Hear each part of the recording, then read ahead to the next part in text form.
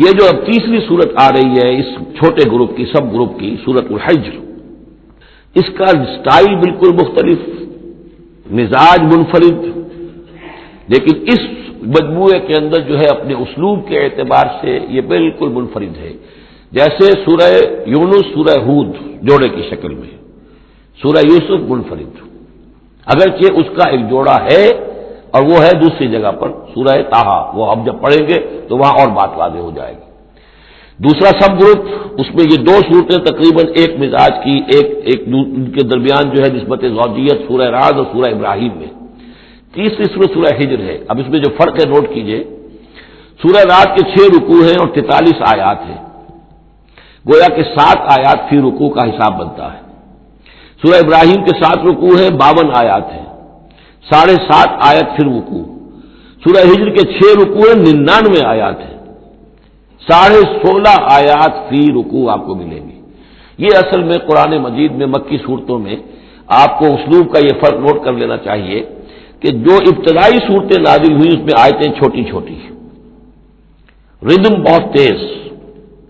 جیسے کہ پہاڑی نالے ہوتے ہیں، دریا ہوتے ہیں تو ان کا پاٹ بہت کم ہوتا ہے لیکن بہاؤ بہت تیز ہوتا ہے۔ دریائے کلہار جس نے بھی دیکھا ہے، دریائے سوات دیکھا ہے کالام میں یا کہیں اور، تو ان کی چوڑائی تو کچھ بھی نہیں ہوتی، بلکہ دریائے سندھ یہ پورا جو ہے، یہ شاہراہ ریشم جو ہے اس کے ساتھ دیکھیے تو نیچے معلوم ہوتا ہے چھوٹی سی کوئی لکیر پانی کی ہے، اس کے سوا کچھ بھی نہیں۔ لیکن جب وہی دریا آتے ہیں میدانوں میں تو اب آپ کو معلوم ہے دریا سندھ جب دریا خاں کے پاس سے گزرتا ہے تو وہ 14 میل چوڑا بھی ہوا کرتا تھا، بارشوں کے زمانے میں 14 میل چوڑائی، اسی طریقے سے نیچے باولپور کے ایریا میں۔ تو یہ فرق ہے ان آیات کا۔ جو ابتدائی مکی صورتیں ہیں آیتیں چھوٹی چھوٹی، ان میں صوتی آہنگ بہت نمایاں، اس میں ایک موسیقی اور زنا کا پہلو بہت ہی واضح، اور اس میں جو ہے مضامین پھیل کر آتے ہیں، کھل کھل کر آتے ہیں، بڑی جو مضامین بہت گہرے ہوتے ہیں اور بہت پختہ ہوتے ہیں، اور قیمت آیات ہوں۔ بعد میں جو صورتیں آئی ہیں مکی دور میں ہی ان مزاج بدلنا شروع ہوا، درمیانی دور میں کچھ اور آخری میں آ کر اب آیتیں بڑی بڑی ہیں، لمبی لمبی ہیں، اور یہ چیز جا کر پھر مدنی دور میں پھر انتہا کو پہنچ جاتی ہے۔ ایک ایک آیت، آیت الکرسی، آیت البر وہ ہم پڑھ چکے، آیت الدین، ایک آیت کتنی بڑی۔ پھر وہاں ظاہر بات ہے کہ وہ ردم بھی اتنا نمایاں نہیں رہتا جتنا کہ آپ سورہ قاف میں دیکھتے ہیں، سورۃ النجم میں دیکھتے ہیں، سورہ رحمان میں دیکھتے ہیں، سورہ واقعہ میں دیکھتے ہیں، سورہ ملک میں دیکھتے ہیں۔ یہ جو صورتیں ہیں آخری جو 2 گروپس کی ہیں، انہی کی طرح کی ایک صورت یہ سورہ حجر ہے۔ اصل میں زمانہ نزول کے اعتبار سے یہ ابتدائی 4 سالوں کی صورت ہے۔ اب یہ کہ مصحف میں یہاں کیوں رکھی گئی ہے، اب میں بہت ہی جرأت کر کے ایک بات کہہ رہا ہوں، اللہ عالم، میں یہ سمجھتا ہوں کہ یہ جو کہ ان صورتوں کا یہ سلسلہ بہت طویل ہو گیا اور اس میں ایک طرح کی مونوٹنی سی پیدا ہو رہی ہے، مضامین جو ہیں تقریباً ایک ہی طرح کے دوہرا کر آ رہے ہیں، وہی ایک ان کا مطالبہ، معجزہ دکھاؤ، حصی کو نشانی دکھاؤ، اس کا جواب، تو رد و قدح جو ہے یہ تمام صورتیں جو ہم نے پڑھ لی ہیں 5 صورتیں، ان کے اندر مزاج ایک ہی ہے۔ تو گویا کہ اس مونوٹنی کو اللہ تعالیٰ نے چاہا کہ ختم کر کے اور ابتدائی دور کی ایک صورت جس کا مزاج مختلف ہے ان صورتوں سے، اس کو یہاں شامل کر دیا گیا۔ البتہ یہ ہے کہ سورہ شعراء جو ہے، میں نے آپ کو بتایا تھا کہ 227 آیتیں ہیں اس کی، کل 14 رکوع ہے، تقریباً یہی اوسط بنے گا اس کا، 16-17 آیتیں ہر رکوع کے اندر۔ سورہ شعراء اس سے بہت مشابہ ہے اس سورہ حجر کا مضمون۔ دوسری بات یہ نوٹ کر لیجئے کہ یہاں پر خاص طور پر وہ جو میں نے آپ سے عرض کیا تھا کہ جو پاروں کی تقسیم ہوئی ہے اس میں کوئی حکمت پیش نظر نہیں رکھی گئی، اور یہ دور صحابہ میں تھا بھی نہیں۔ اب دیکھیے کہ سورہ حجر کی صرف ایک آیت ہے کہ جو 13ویں پارے میں شامل ہے، اور اس کے بعد پوری صورت جو ہے ربما یود الذین کفروا، یہ پوری جو ہے دوسرے پارے 14ویں پارے کے اندر ہے۔ یہی صورت ہم دیکھ آئے ہیں سورہ ہود کے اندر۔ سورہ ہود کی صرف چند آیتیں ہیں کہ جو 11ویں پارے میں تھی، اس کی 5 آیتیں جو ہیں یہ 11ویں پارے میں اور باقی پوری صورت 12ویں پارے میں۔ تو پاروں کی تقسیم جو ہے یہ اصل میں وہ بعد کے زمانے میں کی گئی ہے، اور اس میں ان چیزوں کو مد نظر نہیں رکھا گیا، جبکہ منزلیں پوری صورتیں، 3 صورتیں، 5 صورتیں، 7 صورتیں، جیسے کہ میں آپ کو بتا چکا ہوں۔ مکی اور مدنی صورتوں کے گروپ ہے پوری صورتیں، یہ گروپ جو ہیں ان کے اندر بھی اور منزلوں کے اندر بھی۔ منزلوں کا تذکرہ چونکہ دور صحابہ میں بھی پایا جاتا ہے، لیکن یہ کہ یہاں پر ہم دیکھتے ہیں کہ پاروں کے معاملے میں یہ چیز موجود نہیں ہے۔ بسم اللہ الرحمن الرحیم، الف لام را، یہ اس سلسلے کی آخری صورت ہے. اب الف لام را، 5 صورتیں الف لام را سے اور ایک صورت الف لام میم را. تلک آیات الکتاب و قرآن مبین، یہ اللہ کی کتاب کی آیات ہیں اور قرآن مبین کی آیات ہیں. ربما یود الذین کفروا لو کانوا مسلمین، ایک وقت آئے گا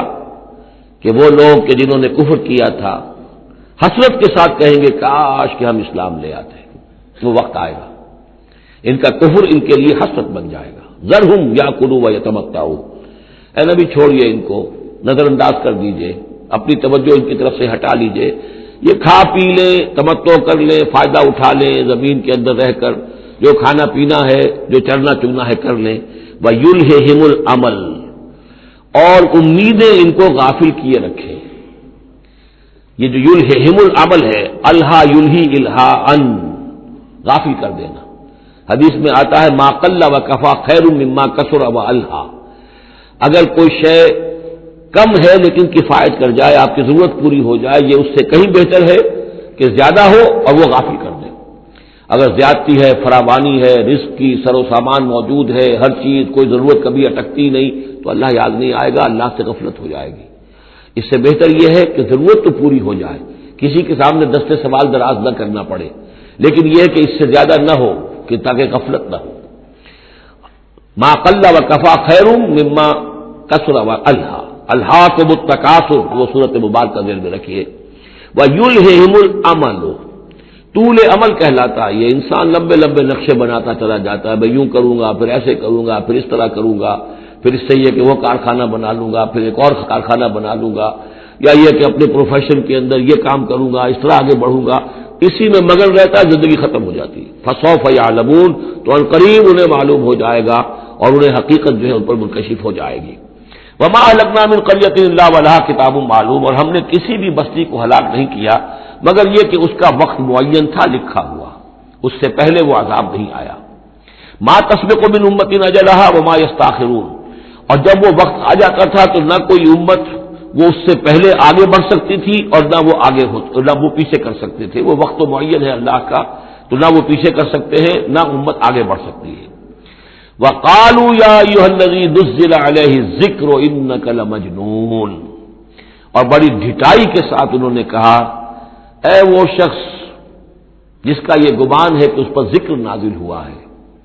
یہ ترجمہ میں کر رہا ہوں، ورنہ لفظی ترجمہ کیا ہوگا؟ اے وہ شخص جس پر ذکر نازل کیا گیا ہے، انک لمجنون، ہمارے نزدیک تو تم مجنون ہو، تمہارا دماغ خراب ہو گیا ہے،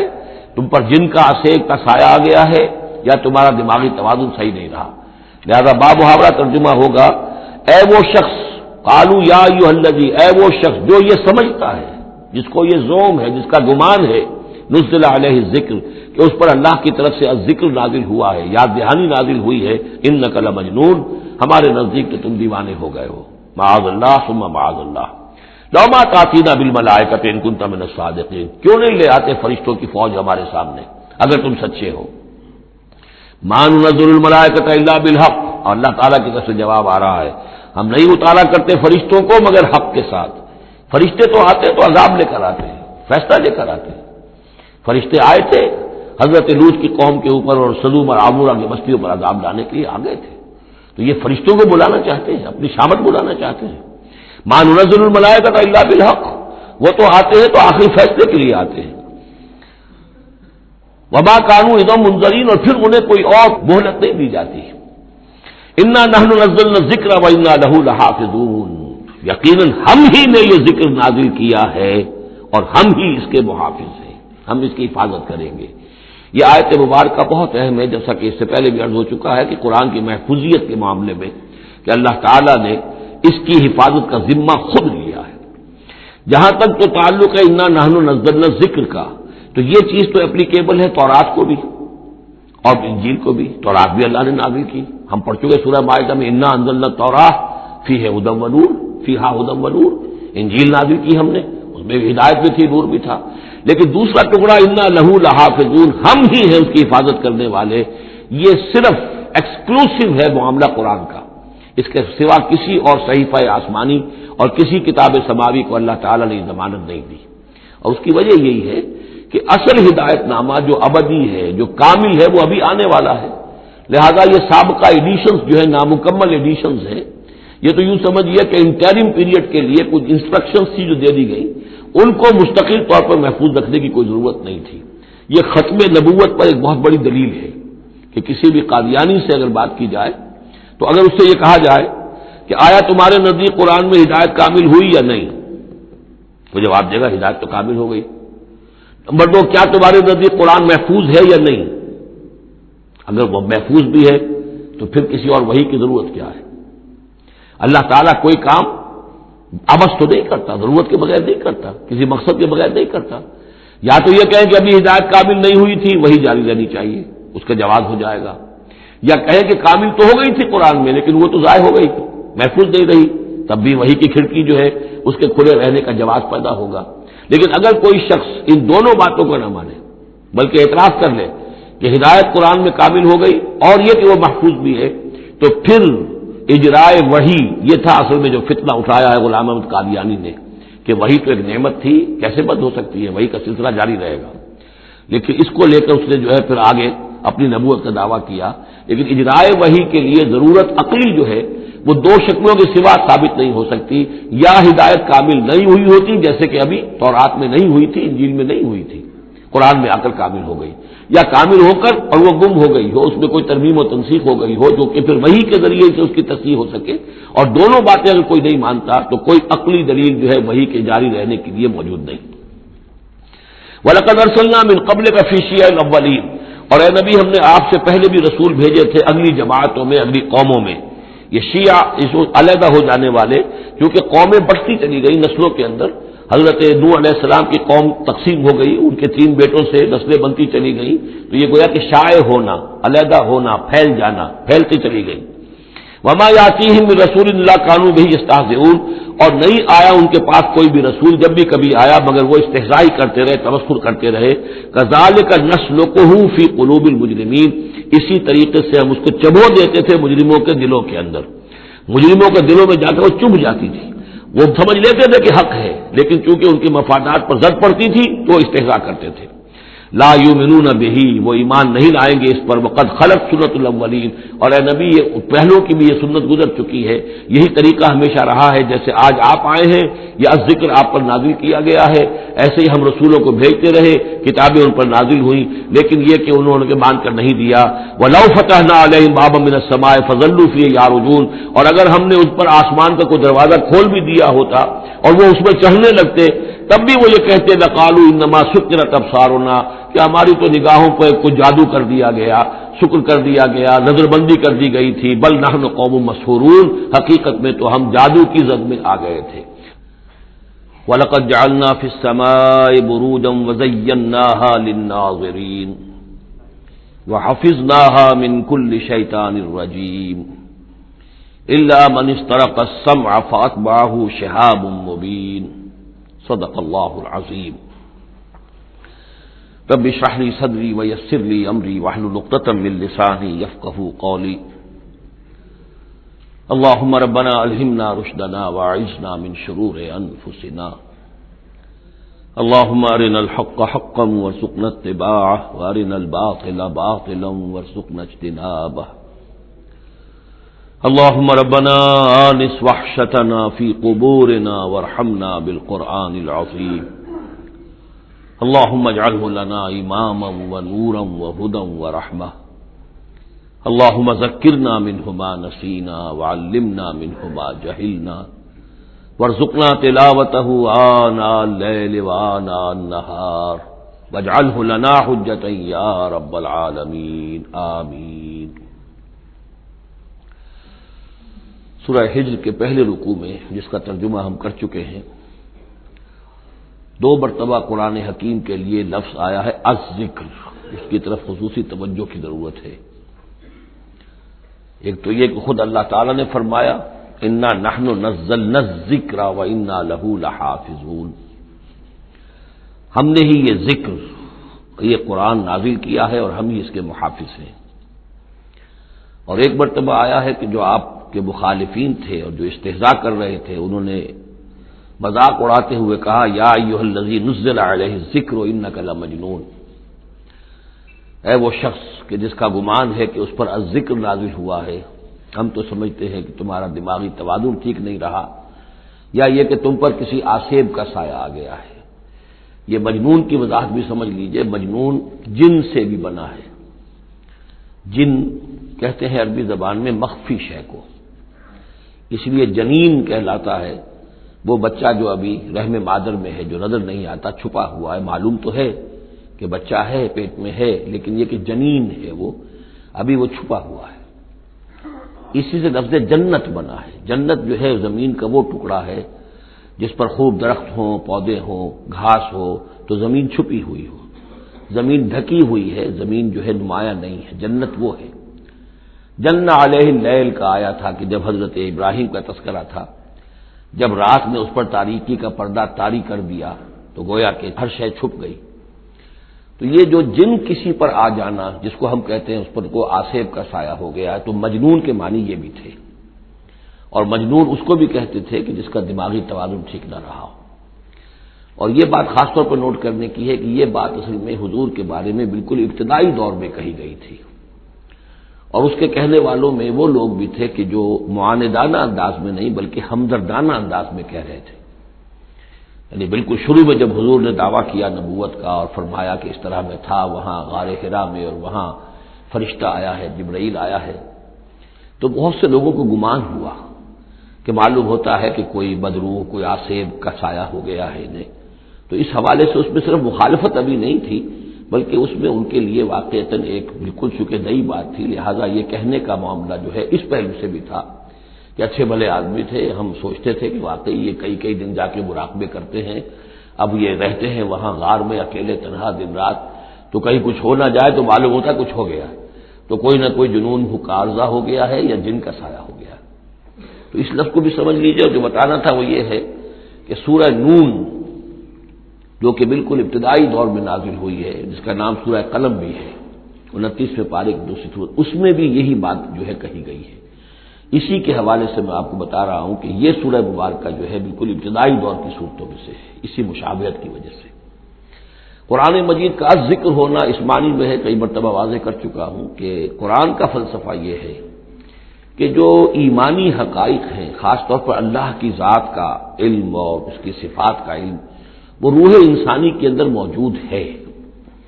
بس صرف اس پر ظہور کا پردہ طاری ہو گیا۔ جیسے آپ کو کوئی چیز پہلے معلوم تھی، اب یاد نہیں رہی، معلوم تھی لیکن اب بھول گیا۔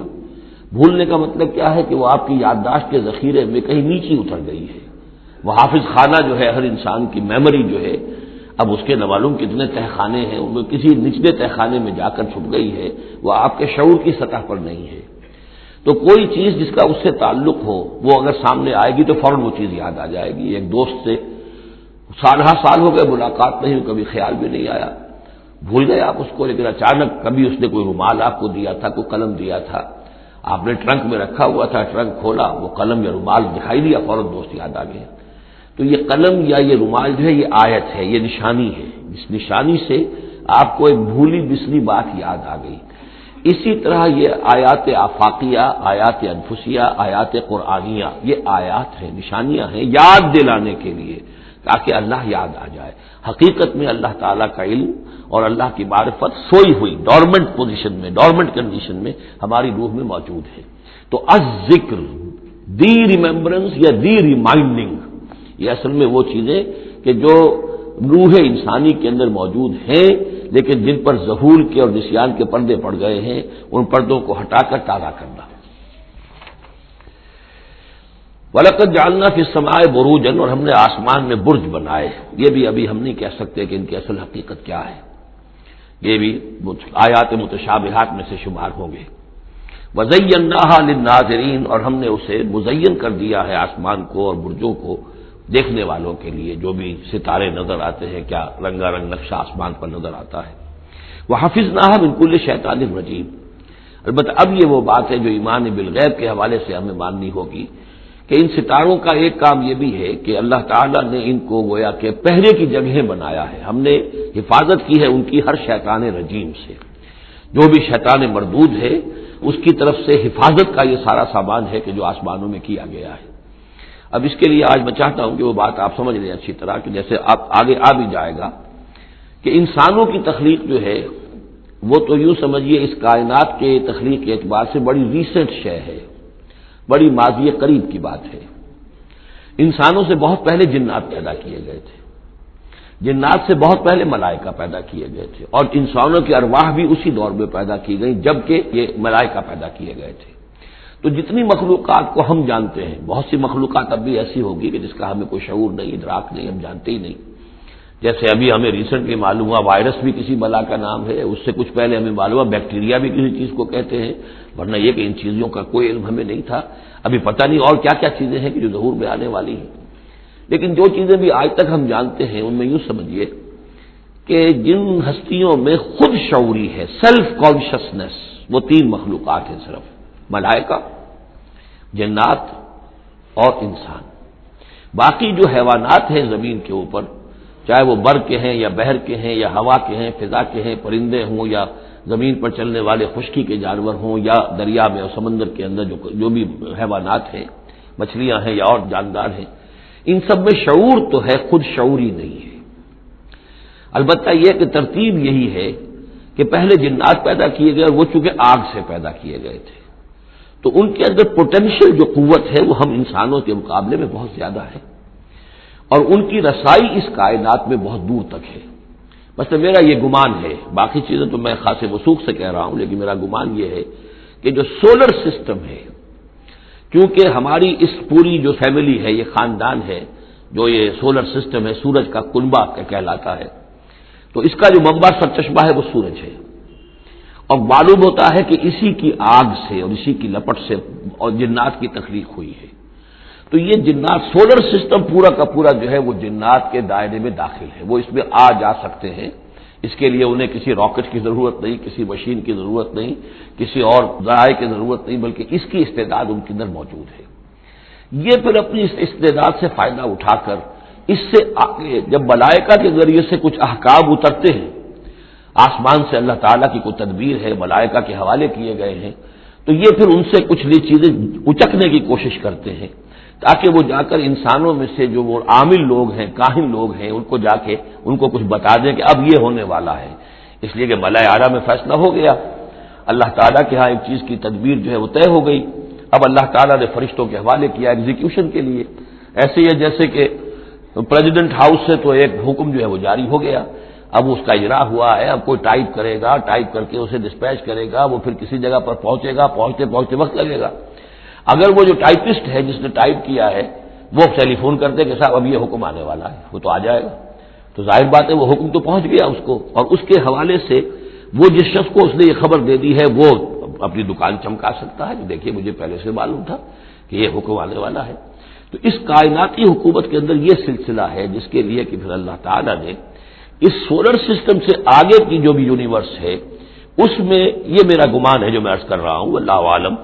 اس میں جنات کو آگے بڑھنے سے روکنے کے لیے ان ستاروں کے اندر وہ میزائلز نصب کر رکھے ہیں کہ جب بھی کوئی جنات میں سے ادھر آگے ٹریس پاس کرنے کی کوشش کرتا ہے تو اس پر وہ میزائل پھینکا جاتا ہے جس کو ہم شہاب ثاقب کہتے ہیں۔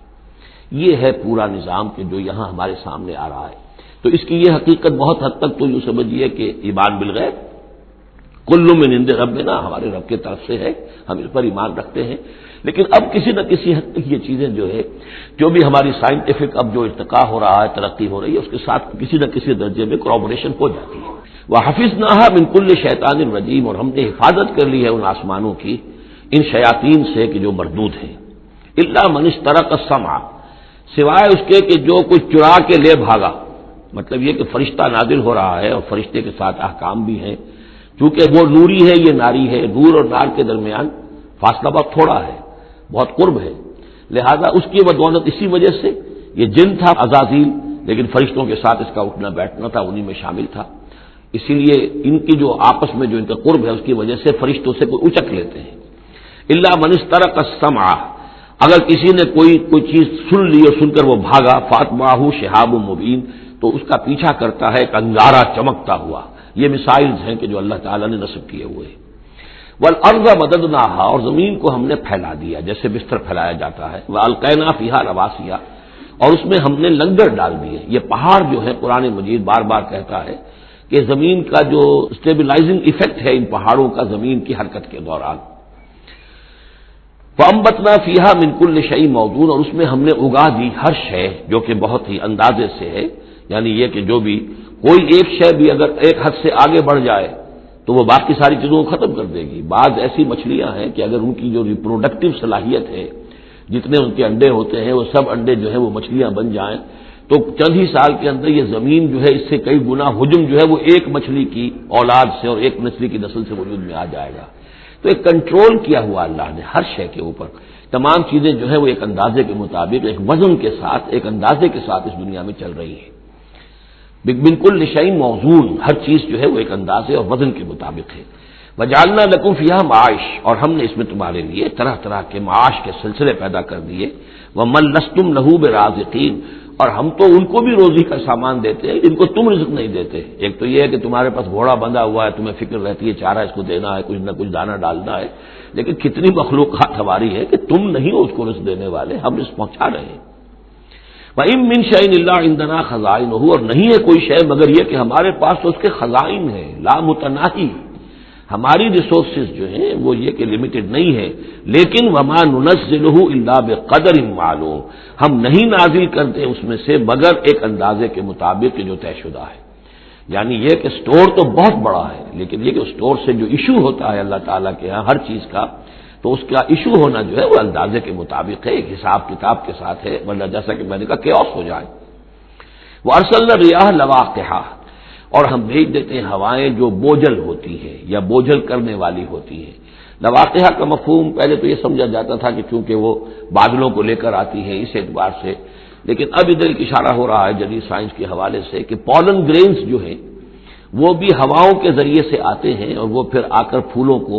جب وہاں فرٹیلائزیشن ہوتی ہے تو اس سے پھر وہ فصل بنتی ہے۔ تو ہوائیں جو ہیں وہ گویا کہ بار آور کرتی ہیں، اور اس طریقے سے یہ نباتاتی نظام چل رہا ہے۔ فانزلنا من السماء ماء، پھر ہم نے اتار دیا آسمان سے پانی، فاسقیناکموہ، پھر ہم نے وہ پانی تمہیں پلایا، تمہارے پینے کے لیے بندوبست کیا۔ وما انتم لہ بخازنین، اور دیکھو تم اس کا سٹور نہیں کر سکتے، اس کا خزانہ نہیں بنا سکتے۔ کہاں کس طرح بناؤ گے خزانہ؟ واقعہ یہ ہے کہ یہ جو واٹر سائیکل ہے اس دنیا میں، یہ بھی اللہ تعالیٰ کے عظیم، یعنی سمجھیے کہ کرشموں میں سے اور اللہ کے معجزات میں سے بہت بڑا معجزہ ہے کہ یہ جو ہمارے پہاڑوں کے اوپر اتنے بڑے بڑے گلیشیئرز ہیں، یہ کیا ہے؟ یہ واٹر سٹوریج ہے، ٹینکس ہے۔ یہیں سے تو پانی ہے جو آ رہا ہے نیچے، وہ پگھل رہا ہے سب دھوپ سے، اور پھر وہ ندی نالوں سے ہو کے دریاؤں میں آیا، اور دریاؤں سے ہوتا ہوا زیر زمین سوتوں میں سے بھی گزر رہا ہے۔ وہ آپ نے کہیں پمپ سے نکال لیا، کہیں کنواں کھود لیا، پھر وہ پانی سارا کا سارا سمندروں کے اندر پہنچ گیا، ڈرین ہو گیا، پھر سمندر سے اب یہاں پر دھوپ کی تمازت سے بخارات بن رہے ہیں، اور وہ بخارات اوپر جا رہے ہیں، پھر وہ واپس جا رہا ہے، پھر وہ جو اوور ہیڈ ٹینکس ہیں وہ پھر جو ہے ریپلینش ہو رہے ہیں، وہ ساری جو کمی ہو گئی تھی پھر نئی برف پڑ گئی ہے، نیا سٹور۔ یہ جو نظام ہے اللہ کا، اور یہ واٹر سائیکل سے ہی زندگی قائم ہے۔ مبدأ حیات پانی ہے، مادہ تخلیق حیوانات کا، اس دنیا کے حیوانات ہیں ان کا مادہ تخلیق مٹی ہے، مادہ تخلیق جنات کا آگ ہے، مادہ تخلیق انسانی ارواح اور ملائکہ کا نور ہے، لیکن مبدأ حیات جو ہے، حیات انسانی جو ہے یہاں پر، یا حیات حیوانی جو زمین کی ہے، اس پلینٹ کے اوپر جو زندگی ہے، اس کا مبدأ پانی ہے، اس حیات کا۔ تو اب یہ پانی کا سائیکل ہے جو چل رہا ہے۔ وما انتم لہ بخازنین، تم اس پانی کا کتنا خزانہ کر سکتے ہو، کتنا سٹور کر سکتے ہو، کس طرح کا نظام چلا سکتے ہو، کتنے بڑے پیمانے پر یہ واٹر سائیکل جو ہے اللہ تعالیٰ نے اس دنیا کے اندر چلایا ہوا ہے۔ وَإِنَّا لَنَحْنُ نُحْيِي وَنُمِيتُ، اور یہ یقیناً ہم ہی ہیں جو باقی بھی رکھتے ہیں اور موت بھی وارد کرتے ہیں، زندہ بھی رکھتے ہیں موت بھی وارد کرتے ہیں، وَنَحْنُ الْوَارِثُونَ، اور پھر ہم ہی وارث ہوں گے۔ ہر شے ختم ہو جائے گی، کسی کی کوئی ملکیت نہیں رہے گی، ساری کی ساری چیزیں پھر ہماری ہی کائنات ہے، ہماری ہی ملکیت ہے۔ وَلَقَدْ عَلِمْنَا الْمُسْتَقْدِمِينَ مِنْكُمْ وَلَقَدْ عَلِمْنَا الْمُسْتَأْخِرِينَ، ہمارے علم میں سے ہے کون لوگ تم میں سے آگے بڑھیں گے۔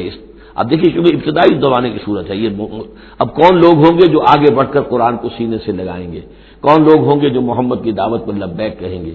یعنی جو ہم پڑھ چکے ہیں سورہ توبہ میں، السابقون الاولون من المہاجرین والانصار والذین اتبعوہم باحسان، یہ کون لوگ ہوں گے ہمیں معلوم ہے، ہم تو پہلے سے جانتے ہیں کہ ابو بکر ایک لمحے کی دیر نہیں لگائے گا، ہمیں معلوم ہے کہ عثمان کو ایک کچھ زیادہ وقت نہیں لگے گا، ہمیں معلوم ہے کہ ابو بکر کی تبلیغ سے یہ طلحہ اور زبیر اور عبد الرحمن ابن عوف اور سعید ابن زید اور یہ سب لوگ جو ہے ایمان لے آئیں گے، اور ہمیں یہ بھی معلوم ہے کون پیچھے رہ جائے گا، وہ بھی ہمیں معلوم ہے۔ وَلَقَدْ عَلِمْنَا الْمُسْتَقْدِمِينَ مِنْكُمْ وَلَقَدْ عَلِمْنَا الْمُسْتَأْخِرِينَ وَإِنَّ رَبَّكَ هُوَ يَحْشُرُهُمْ، اور پھر آپ کا رب ان سب کو جمع کرے گا، انہ حکیم علیم، یقیناً وہ کمال حکمت والا اور علم رکھنے والا ہے۔ اب جو اگلا رکوع آ رہا ہے سورہ مبارکہ کا، یہ اس اعتبار سے بڑا اہم ہے کہ اس میں تخلیق انسانی کے ضمن میں ایک بڑی ثقیل اصطلاح استعمال ہوئی ہے، اور یہ ثقیل اصطلاح 3 مرتبہ آئی ہے۔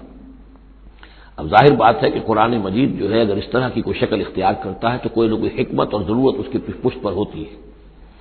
وَلَقَدْ خَلَقْنَا الْإِنسَانَ مِنْ صَلْصَالٍ مِّنْ حَمَإٍ مَّسْنُونٍ، اور یقیناً ہم نے انسان کو بنایا ہے اس مٹی سے جو سنی ہوئی تھی گارے کی اور پھر سوکھ کر کھنکنے لگی۔ حَمَإٍ مسنون، سنا ہوا گارا جس میں سے بدبو بھی اٹھ رہی ہو۔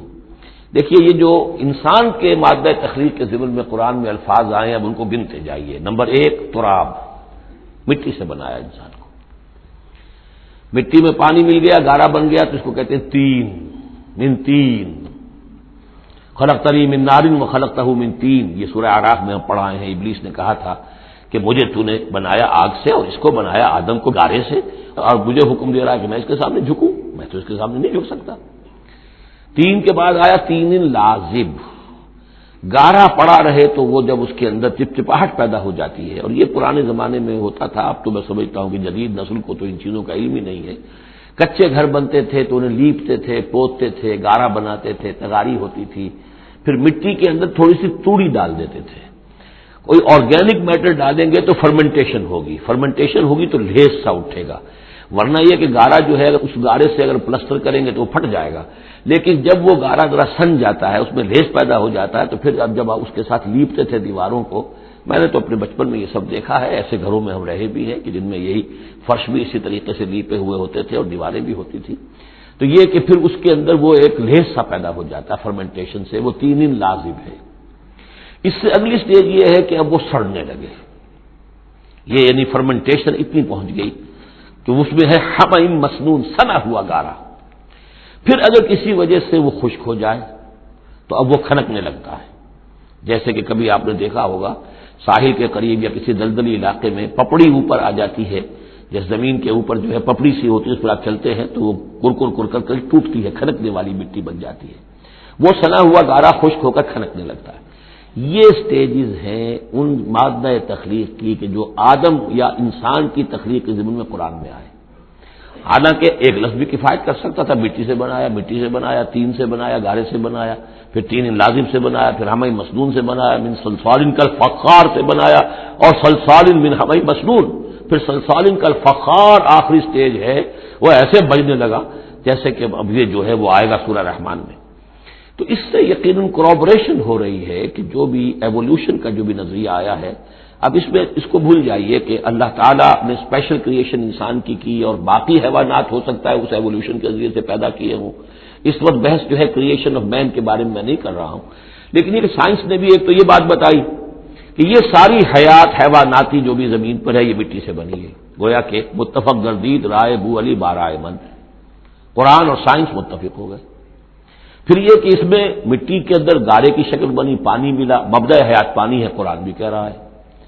پھر یہ کہ وہ ساحلی علاقوں پر دلدل بنی اور دلدل کے اندر پھر وہ فرمنٹیشن وہاں ہوئی، اور اسی میں پھر جب وہ دراڑیں سی پڑ جاتی ہیں سمندر کے قریب دلدلی علاقے میں، تو وہاں سے ان کا کہنا ہے کہ حیات کا آغاز ہوا، الجی یا امیبا حیواناتی حیات، اور یا یہ کہ نباتاتی حیات کا۔ تو یہ چیزیں جو ہیں یہ سٹیجز تقریباً اسی کے ساتھ، یہ تمام جو الفاظ جو ہے قرآن کے جو استعمال کر رہا ہے ان کے ساتھ کسی حد تک اس کا ایک ربط اور تعلق قائم ہوتا ہے۔ اور ہم نے بنایا انسان کو اس مٹی سے جو سڑنے کے بعد، اس گارے سے کہ جو سڑنے کے بعد سنا ہوا گارا پھر وہ کھنکنے لگا تھا سوکھ کر۔ وَالْجَانَّ خَلَقْنَاهُ مِنْ قَبْلُ، اور جنات کو ہم نے پیدا کیا تھا پہلے، من نار السموم، لو کی آگ سے۔ اب یہ سموم سے مراد کیا ہے؟ بعض سموم آپ نے سنا ہوگا، وہ تیز لو جو آیا کرتی تھی، صحراؤں میں آتی ہے، آگ جھلس دینے والی گرم ہوا. تو اصل میں ایک ہوتا ہے جیسے کہ یہ بھی ہم نے فزکس میں پڑھا تھا، جن لوگوں نے تھوڑی بہت فزکس پڑھی ہوگی FSC میں، کہ یہ جو شعلہ ہوتا ہے فلیم کا ایک حصہ وہ ہوتا ہے جو نظر آتا ہے، لیومینس، وہ نظر آتا ہے، اس کے اندر حرارت کم ہوتی ہے، اور ایک انویزیبل جو ہوتا ہے اس کے گرد حالہ جو نظر نہیں آتا، اس میں ہوتی ہے تیزی شدید جو ہوتی ہے، سب سے زیادہ ٹیمپریچر جو ہوتا ہے وہ اس میں ہوتا ہے کہ جو اس کا حصہ نظر نہیں آتا. اس حصے سے آگ کی اس لو کی لپٹ سے یا لو کی لپٹ سے جو بھی اسے کہے، اس سے ہم نے جنات کو پیدا کیا. لیکن یہ سمجھ لیجئے کہ اس سے جنات پیدا کیے گئے لیکن وہ آگ نہیں ہے. ہم مٹی سے پیدا کیے گئے لیکن مٹی نہیں ہے. اب ایک یہ کہ قلب ماہیت ہو چکی ہے، ہمارا جو یہ پروٹوپلازم ہے، جو ہمارے ٹیشوز ہیں، باڈی ٹیشوز، وہ مٹی تو نہیں ہے، اگرچہ سورس مٹی ہے، بنے مٹی سے ہیں، لیکن اب مٹی نہیں ہے. دوبارہ اگرچہ پھر یہ گل سڑ کر مٹی ہو جائیں گے، اس وقت مٹی نہیں ہے. اسی طریقے سے جنات آگ سے بنائے گئے لیکن آگ نہیں ہے، ہاں ان کا مادہ تخلیق آگ ہے. اور دوسرا یہ معلوم ہو گیا کہ وہ انسانوں کی تخلیق سے بہت پہلے پیدا کیے گئے. وَإِذْ قَالَ رَبُّكَ لِلْمَلَائِكَةِ إِنِّي خَالِقٌ بَشَرًا مِّن صَلْصَالٍ مِّنْ حَمَإٍ مَّسْنُونٍ، اور یاد کرو جب کہ کہا تھا آپ کے رب نے فرشتوں سے کہ میں بنانے والا ہوں ایک بشر اس کھنکھناتے ہوئے سنے ہوئے گارے سے. پھر وہی الفاظ من صلصال من حمأ مسنون، ثقیل لفظ ہے، ثقیل اصطلاح ہے. اور یہاں خاص طور پر نوٹ کیجئے کہ لفظ آدم نہیں آیا، بشر بنانے لگا ہوں. کہیں بھی قرآن مجید میں جہاں یہ تخلیق کے ابتدائی مراحل بیان ہوتے لفظ آدم کہیں نہیں ملے گا آپ کو، سوائے وہ ایک آیت میں نوٹ کرا چکا ہوں سورہ آل عمران کی. عیسیٰ کی مثال بھی اللہ کے نزدیک آدم کی سی ہے، خلقہ من تراب ثم قال له کن فیکون. وہ ایک مثال موجود ہے لیکن باقی کہیں آپ کو بشر، انسان. جب میں بنانے والا ہوں ایک انسان اس مٹی سے سنے ہوئے گارے کی جو سوکھ کر کھنکھنانے لگی ہے. فَإِذَا سَوَّيْتُهُ، جب میں اس کا تسویہ کر لوں. تخلیق کے بعد تسویہ ہوتا ہے، جیسے کسی شے کا ایک ہیولہ بن گیا پھر اس کی نوک پلک سنواری جاتی ہے. مین سٹرکچر جو ہے کسی بلڈنگ کا کھڑا ہو گیا، اب اس کا آرکیٹیکچرل ٹچز ہیں، اس کے اوپر ڈیکوریشن ہے، اس پہ پینٹنگ ہے، یہ تسویہ ہے. فَإِذَا سَوَّيْتُهُ، پھر جب میں اسے پوری طرح نک سکھ سے درست کر دوں، صحیح بنا دوں، پورا کر لوں. وَنَفَخْتُ فِيهِ مِن رُّوحِي، اور پھونک دوں میں اس میں اپنی روح میں سے. کہ روحی